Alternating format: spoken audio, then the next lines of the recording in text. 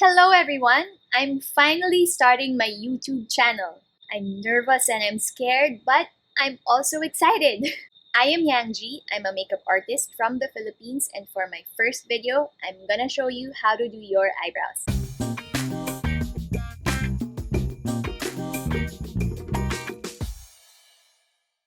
We all have different eyebrows, and as you can see, mine are sparse. Ibig sabihin, maraming gaps and kukonte siya.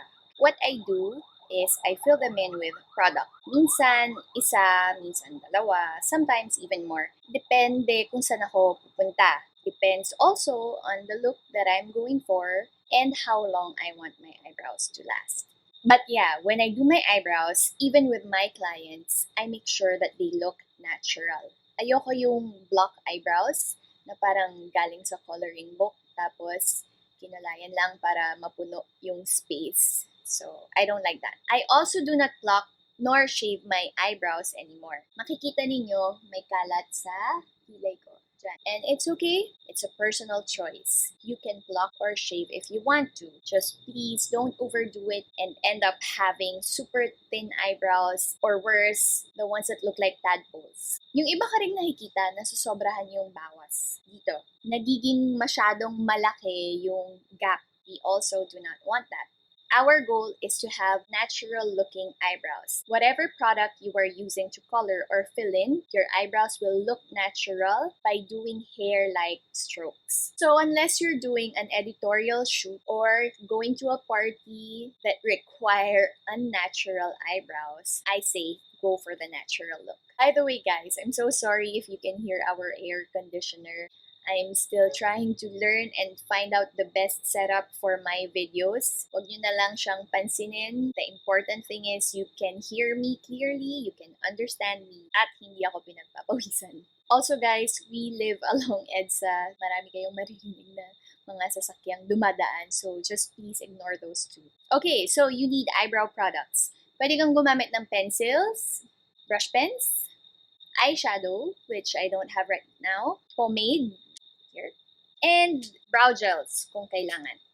You also need tools depending on what product you're going to use. Kung pencil or brush pen ang gamit mo, obviously, di mo na kailangan ng makeup brush. But if you're going to use eyeshadow or pomade, I recommend using something like this. This is the Zoeva 317 Wing Liner Brush, and I really like using this lalo na kapag pomade yung gamit ko because it's flat, it's angled, and when you load it with product, ang ganda nung lines na nagagawa mo with it. You also need a spoolie brush.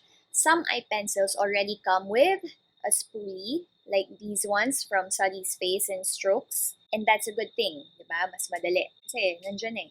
When it comes to color, if your hair color is natural, then just follow the natural color of your hair. Kung nagpakulay ka, wag naman kakulay ng buhok mo yung gagamitin mong product para sa kilay mo. Di porket nagpakulay ka ng, let's say, red. Then you're going to use a red pencil for your eyebrows. That's a big no-no. Search for people whose hair color is natural to them and then look at their eyebrows. Tayong mga Pinoy, karamihan sa atin, itim yung buhok natin. Good colors to use are ash brown, dark brown, taupe, yung mga ganong kulay. Avoid yung mga browns na medyo nasa red side or reddish browns. For the shape, I suggest you follow the natural shape of your eyebrows. I'll be able to explain this more as we go along, so let's begin. By the way, I'm not wearing a lot of makeup today. I'm just wearing a tinted moisturizer, concealer under my eyes, a little bit of color on my cheeks and on my lips, curled my eyelashes. That's it. So you want to start by brushing your eyebrows upward using a spoolie so that you can see the areas where you want to fill in or extend. Next step is to map out the shape of your eyebrows. For beginners, you can use a pencil like this. I'm using Sunny's Face Light Brow Skinny Pencil in ash brown. So what you do is make an outline and you want to go light-handed with this. This is just to guide you. So you should be able to erase this later or blend it out. Isa yun sa mga pet peeve ko, yung hindi nila biniblend or di nila binubura yung dalawang lines na yan. It doesn't look natural, right? So just follow the natural shape of your eyebrows. And just to help you, you can do this. You can use your brush to check by placing it here on this part of your nose. Align it there, inner corner of your eye. And then, kung saan tumama sa kilay, hanggang dun. Markan natin siya for now. Can you see it? May buburahin natin yan. Yung arch ng eyebrow ninyo, get a mirror, look straight, and then, again, place your brush or your eye pencil at the side of your nostril, sa may pupil, and then dun. Kung saan mag-hit, nandun yung highest point ng eyebrows mo. Nandyan yung arch. Lastly, your eyebrow should end here. When you put your pencil or your brush on this part of your nose, in the outer corner of your eye, boom. As to how thick you want your eyebrows to be, just observe your eyebrows. Tignan ninyo kung hanggang saan lang ba talaga tumutubo yung hair ninyo or yung buhok ninyo sa kilay dito sa ilalim, saka dun sa taas. Kaya dun ko siya nilagyan ng lines kanina. Basta, dapat pantay yung thickness nitong part na to from here hanggang sa arch ng kilay. And then from arch ng kilay, papunta sa tail ng kilay, panipis na siya. Okay, now that we have that mapped out, let's draw. Sabi ko kanina, hair-like strokes. And the only way to do it right or perfectly is by practicing. So, practice na kayo ng practice. The more you do it, the more you get better at it. I usually start here in the middle, going outward. And just fill in the gaps. Add more hanggang sa nalagyan na yung mga parts na kailangan lagyan. And as you go along, use your spoolie to brush and blend out the product. That way, yung lines na ginawa natin kanina, nabe-blend at nabibura. Okay?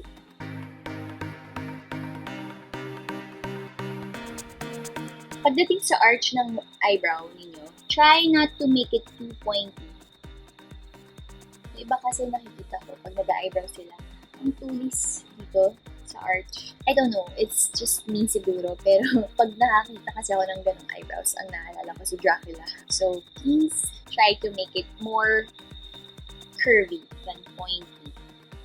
Tapos, pag natapos ko na yung part na yan, saka ko ginagawa yung sa harap. Also, yung kilay natin, mas natural na mas marami yung hair dito sa part na to. Here, this one is less dense.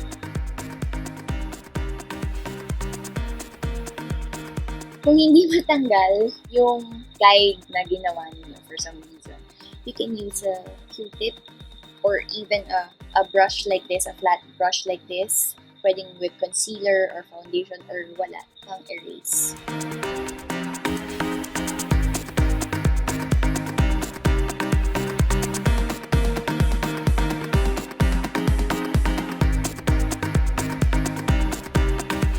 There!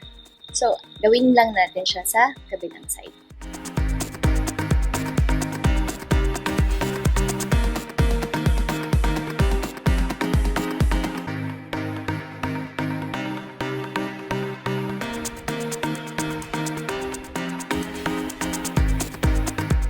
Ngayon, para makita ko kung pantay, ganito ginagawa ko. But first, just remember that your eyebrows don't have to be perfectly the same. It will actually look weird kapag symmetrical siya talaga. Anyway, I learned this from the Katie Jane Hughes. If you love makeup and you don't follow her, please go to her Instagram account and thank me later. As I was saying, Katie Jane Hughes does this trick when she checks her lips. I haven't seen a video of her doing this with her eyebrows, but I figured you can do this with your eyebrows as well. What she does is, she tilts her head like this to the mirror, and more or less, makikita ninyo kung merong, oops, masyadong mataas dito sa part na to or doon, or masyadong mahaba here or sa kabila. And then, tilt your head downwards naman. And here, ayan, makikita ko na, kulang ako ng konti dito. So, yan, dadagdagan ko. Okay, GarageBand. Pwede na, right?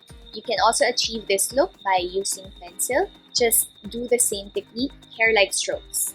I usually do this kind of eyebrows when I'm going to the grocery or doing errands. Basta yung mga mabilis lang ako nasa labas ng bahay.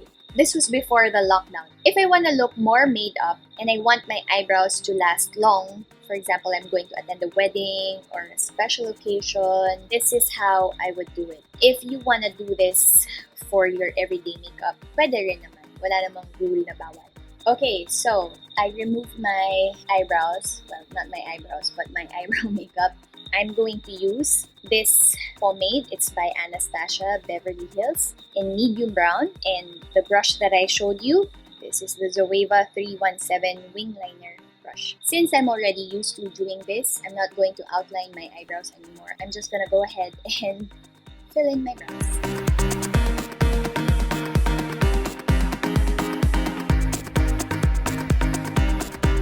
I'm also going to use a brush pen.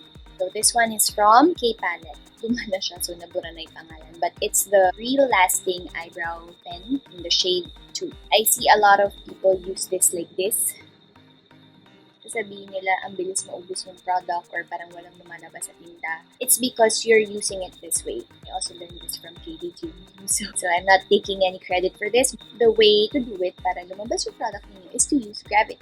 So, imbes na nakaganyan, kayo mag-drawing ng brush, ay ng lines, tilt ninyo pataas. That way, even the brush tip, it works to your advantage already kasi mas madaling gumawa ng lines kasi pag ganun yung direction ng buhok ninyo.